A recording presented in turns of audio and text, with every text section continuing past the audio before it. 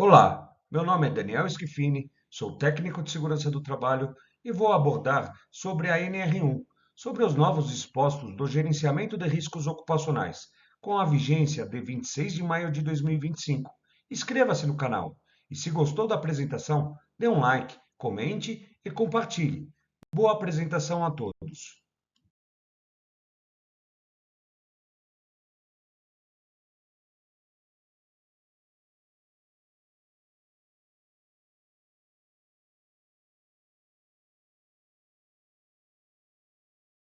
O gerenciamento de riscos ocupacionais é o conjunto de ações coordenadas e deve ser utilizado para fins de prevenção.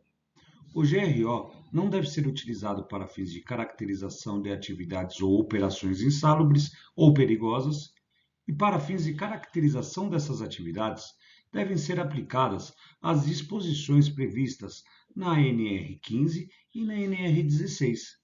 De acordo com a CLT, artigo 195, a caracterização e a classificação da insalubridade e periculosidade deverão ser feitas a cargos de médico ou engenheiro do trabalho, registrados no Ministério do Trabalho. Já para fins de concessão da aposentadoria especial, a comprovação da efetiva exposição aos agentes nocivos será feita pelo INSS, emitida pela empresa, com base no Laudo Técnico de Condições Ambientais do Trabalho, o LTCAT, também expedido por médico ou engenheiro do trabalho. A empresa deverá elaborar e manter atualizado o Perfil Profissiográfico Previdenciário, o PPP, abrangendo as atividades desenvolvidas pelo trabalhador. As responsabilidades da organização é de implementar o gerenciamento de riscos ocupacionais nos estabelecimentos de suas atividades. Esses devem constituir um programa de gerenciamento de riscos por cada estabelecimento, podendo ser realizado por unidade operacional, setor ou atividade. O gerenciamento de riscos ocupacionais pode ser atendido por sistema de gestão, desde que estes cumpram as exigências previstas na NR1 em dispositivos legais de segurança e saúde do trabalho. Um desses sistemas de gestão é a ISO 45001, que substituiu a OUSAS 18001. As responsabilidades da organização são de evitar os riscos ocupacionais que possam ser originados no trabalho, identificar os perigos e possíveis lesões ou agravos à saúde, avaliar os riscos ocupacionais, indicando o nível de risco e classificar os riscos ocupacionais, para determinar a necessidade de adoção de medidas de prevenção, implementar as medidas de prevenção de acordo com a classificação de risco e na ordem de prioridade estabelecida no item 1.4.1, que são os direitos e deveres que cabem ao empregador, na linha G, e acompanhar o controle dos riscos ocupacionais, adotando mecanismos para a participação de trabalhadores no processo de gerenciamento de riscos ocupacionais, proporcionando noções básicas sobre o gerenciamento, a consulta aos trabalhadores quanto à percepção do risco, podendo, para este fim, ser adotadas as manifestações da Comissão Interna de Prevenção de Acidentes de Assédio, a CIPA, quando houver, e comunicar aos trabalhadores os riscos consolidados no inventário de risco e as medidas de prevenção previstas no plano de ação. De acordo com a NR1, o processo de identificação de perigos e avaliação de riscos ocupacionais deve ser considerados os dispostos das normas regulamentadoras e demais exigências legais de saúde e segurança no trabalho. Sendo assim, vamos iniciar o processo de caracterização do estabelecimento. Primeiramente, identificar o estabelecimento pela razão social da empresa. E nos termos da NR4, que estabelece os parâmetros da constituição e manutenção do SESMIT, tendo seu dimensionamento vinculado com a natureza do risco da atividade econômica do estabelecimento, que é constante no CNPJ e no CNAE, e que estão vinculados a um grau de risco específico, que impacta nas obrigações de segurança e saúde do trabalho, além de influenciar as medidas de proteção, o tipo de treinamento e as contribuições previdenciárias, e também colocar o número de empregados, sendo que este e o grau de risco também influenciam no dimensionamento da CIPA, nos termos da NR5. Vamos colocar também os dados da localização do estabelecimento, contendo se é região urbana ou rural, pois se a região for rural, deve-se seguir os termos da NR31 em relação ao SESMIT, e também o horário de funcionamento da organização. A assinatura do responsável legal, que é a formalização de sua concordância e responsabilidade sobre o documento, neste caso, do PGR, e o responsável pela segurança e saúde do trabalho, isso se houver. Como vimos anteriormente, a NR1 diz que o PGR pode ser por unidade operacional, setor ou atividade. Para definir a unidade de trabalho a ser caracterizada, neste modelo, vou utilizar a ferramenta de layout do estabelecimento, que é o arranjo físico de máquinas, áreas de circulação, equipamentos e trabalhadores, realizando a definição das unidades desse trabalho. Nesse caso, irei realizar por setor de trabalho, contendo os cargos e o número de trabalhadores de cada setor. E através de ferramenta de coleta de dados ou inspeção no local de trabalho, entre outras formas, estabelecer uma visão geral do processo produtivo, através de um fluxograma, a fim de padronizar e organizar as etapas para uma melhor eficiência das etapas a seguir. Como definimos todos os setores anteriormente, vamos realizar a caracterização dos processos e ambientes de trabalho. No fluxograma geral do processo produtivo anterior, é necessário receber a matéria-prima, mas antes é necessário se comprar a matéria-prima. E já definimos que esta unidade se chama setor de compras. E através da coleta de dados, realizar o processo de compras através de um fluxograma desse setor. Através da inspeção no local de trabalho ou outros documentos, realizar a caracterização do ambiente de trabalho, descrevendo as instalações e condições ambientais, as máquinas e equipamentos utilizados, os materiais e produtos químicos utilizados e as medidas de controle de engenharia existentes. E realizar, através de entrevistas ou ferramenta de coleta de dados, a caracterização das atividades. Como na etapa anterior, descrever o cargo, a função, o número de trabalhador desse mesmo cargo, com a jornada de trabalho, as atividades realizadas, as reais, desempenhadas pelos trabalhadores. Por exemplo, através da consulta do CBO, poderá ser realizada a verificação se existe um acúmulo de funções. Através da jornada de trabalho, o número de horas extras, verificando assim se existe um acúmulo de horas trabalhadas, ou mesmo as faltas e atrasos, verificando o desinteresse do trabalhador. Essas informações irão ajudando nas etapas que veremos a seguir, para a inclusão de fatores psicossociais, podendo gerar um acidente de trabalho por uma doença ocupacional, tais como o estresse, a síndrome de burnout ou absenteísmo, causando prejuízo tanto para a organização quanto para o trabalhador. E também cursos e capacitações obrigatórios para se realizar determinada tarefa. Este já é considerado uma medida administrativa. O gerenciamento de riscos ocupacionais são macroprocessos da gestão de saúde e segurança do trabalho, que envolvem a sistematização dos processos de levantamento preliminar de perigos e riscos, identificação dos perigos, avaliação dos riscos ocupacionais e controle dos riscos ocupacionais, visando eliminar, reduzir ou neutralizar os riscos que decorrem nos agentes físicos, nos agentes químicos, nos agentes biológicos, dos acidentes e riscos relacionados aos fatores ergonômicos, incluindo os fatores psicossociais relacionados ao trabalho.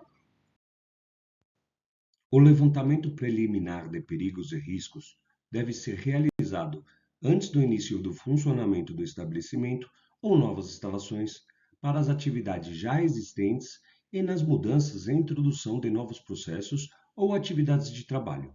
É a etapa inicial do gerenciamento dos riscos ocupacionais, para identificar perigos e riscos, com a finalidade de evitar ou eliminar perigos e reduzir ou controlar os riscos ocupacionais evidentes à segurança e saúde dos trabalhadores, com a adoção de medidas imediatas.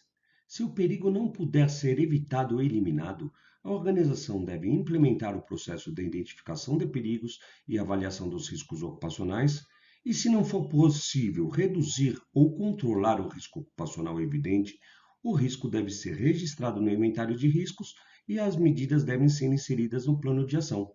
A critério da organização, a etapa de levantamento de perigos e riscos pode estar contemplada na etapa de identificação de perigos. A identificação de perigos é o processo em que a organização deve buscar, reconhecer e descrever todas as situações de perigos de suas atividades, originadas dentro ou fora do estabelecimento, e que possam afetar a segurança e a saúde dos trabalhadores. No processo de identificação de perigos, a organização tem diversas técnicas que ajudarão na seleção de ferramentas e técnicas de avaliação de risco, que sejam adequadas ao risco ou circunstância, que estão contidas na ABNT-NBR 31010, tais como métodos de consulta, que constitui a análise preliminar de perigos ou a lista de verificação, o checklist, métodos de apoio, como o brainstorm e a técnica Delphi, e a análise de cenários, como o RASOP, entre outras técnicas. Na identificação de perigos, deve-se se incluir a descrição dos perigos, as fontes ou circunstâncias, as possíveis lesões ou agravos à saúde, o grupo de trabalhadores expostos e os perigos externos. Uma vez que um perigo é identificado, verificar se existem medidas de prevenção e controles em relação às medidas administrativas ou organizacionais e aos equipamentos de proteção individual utilizados, e realizar a caracterização da exposição dos trabalhadores quanto aos perigos em relação ao evento perigoso, exposição a agente nocivo ou exigência da atividade, e relacionar quanto o critério utilizado no método de análise, a frequência em que o trabalhador está exposto ao perigo e a duração de tempo de exposição ao perigo. Se o trabalhador estiver exposto a agentes físicos, químicos ou biológicos, deverá ser considerado o limite de tolerância e o nível de ação nos termos da NR9. E enquanto não estiverem estabelecidos nesta norma, deve ser adotado para fins de prevenção os critérios e limites de tolerância constantes da NR15 e seus anexos, e nos termos da NR17 para realizar a avaliação ergonômica de trabalho, quando demandar a adaptação psicofisiológica dos trabalhadores. Na etapa da avaliação dos riscos, vamos avaliar os perigos identificados em relação ao seu risco, que define que o risco ocupacional é a combinação da probabilidade de ocorrer lesão ou agravo à saúde causados por um evento perigoso, exposição a agente nocivo ou exigência da atividade de trabalho e da severidade dessa lesão ou agravo à saúde. A norma estabelece 4 fatores obrigatórios a serem observados para fins de gradação de probabilidade. Esses fatores são requisito das normas regulamentadoras, medidas de prevenção implementadas, exigência das atividades de trabalho e comparação do perfil de exposição com valores de referência da NR9. E 2 fatores a serem observados na gradação de severidade, que são os números de trabalhadores possivelmente afetados e a magnitude da consequência. A magnitude deve levar em conta as consequências de ocorrências de acidentes ampliados. Os acidentes ampliados, de acordo com a Convenção 174 da OIT, é todo evento inesperado, como uma emissão, um incêndio ou uma explosão de grande magnitude, envolvendo uma ou mais substâncias perigosas, e que exponha aos trabalhadores, a população ou o meio ambiente a perigo de consequências imediatas de médio ou longo prazo. Para cada risco, deve ser atribuído um nível de risco ocupacional, contendo todos os fatores das gradações de probabilidade e severidade. Irei utilizar a ferramenta da NBR 31010 da técnica da matriz de probabilidade e consequência, como veremos a seguir. A organização deve detalhar em documentos os critérios da gradação de severidade e os critérios de gradação de probabilidade, no qual irei utilizar um modelo de matriz de severidade e probabilidade, ambas contendo escalas de 1 a 5 em suas gradações. A severidade deve ser estabelecida em razão da magnitude das possíveis consequências das lesões ou agravos à saúde. Para os critérios da gradação de severidade, será considerado as características de lesão ou agravo, a repercussão sobre a capacidade funcional e a necessidade de afastamento médico, com o exemplo dos danos associados para cada perigo identificado. Quando existir mais de uma consequência possível, deve ser selecionada a consequência de maior magnitude. Já nos critérios da gradação de probabilidade, deve ser considerado o cumprimento dos requisitos estabelecidos na NR1 e na legislação aplicável. A probabilidade deve ser estabelecida com base na chance de ocorrência das lesões ou agravos à saúde. Para a probabilidade de ocorrência de perigos físicos, químicos e biológicos, a avaliação deve comparar o perfil de exposição ocupacional com os valores de referência ou aplicar outros critérios estabelecidos na NR9. Para os perigos decorrentes de fatores ergonômicos, incluindo os fatores psicossociais, deve ser utilizada a coluna exigência da atividade. Já para os riscos de acidente, deve ser considerado a exposição do trabalhador ao perigo, utilizando-se da coluna requisitos de NR e medidas de prevenção implementada. E em todos os requisitos, verificar a eficácia das medidas de prevenção implementadas. Agora, através da ferramenta de matriz de riscos ocupacionais, para cada risco deve ser indicado o nível de risco ocupacional, determinado pela combinação das gradações da severidade das possíveis lesões ou agravos à saúde, com as gradações da probabilidade ou chance de sua ocorrência, nas matrizes vistas anteriormente. Após a determinação dos níveis de risco, devem ser classificados para identificar a necessidade de adoção ou manutenção de medidas de prevenção e elaboração do plano de ação, e para a tomada de decisão, utilizados no gerenciamento de riscos ocupacionais. A avaliação de riscos deve constituir um processo contínuo e ser revista a cada 2 anos, ou quando da ocorrência de algumas situações previstas na NR1. No caso de organizações que possuírem certificações em sistema de gestão de SST, o prazo poderá ser de até 3 anos.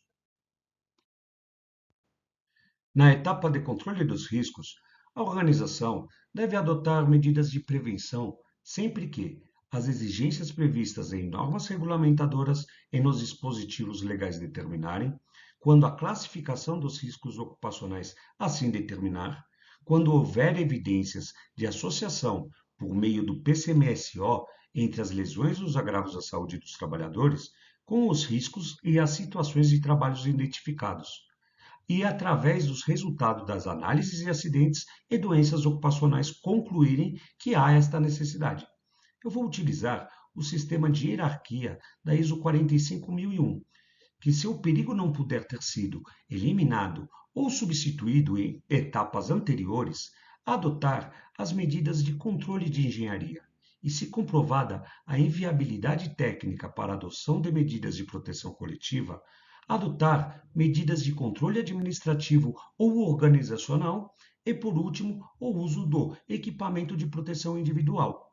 Para a realização desse processo de controle, é necessário se definir um padrão a ser executado, um planejamento, e medir o desempenho e verificar se a conformidade está de acordo com o padrão estabelecido.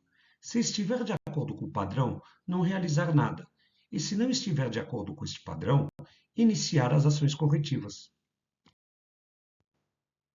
O Programa de Gerenciamento de Riscos Ocupacionais é a materialização dos macroprocessos do GRO, que vimos anteriormente no processo de identificação dos perigos e da avaliação dos riscos.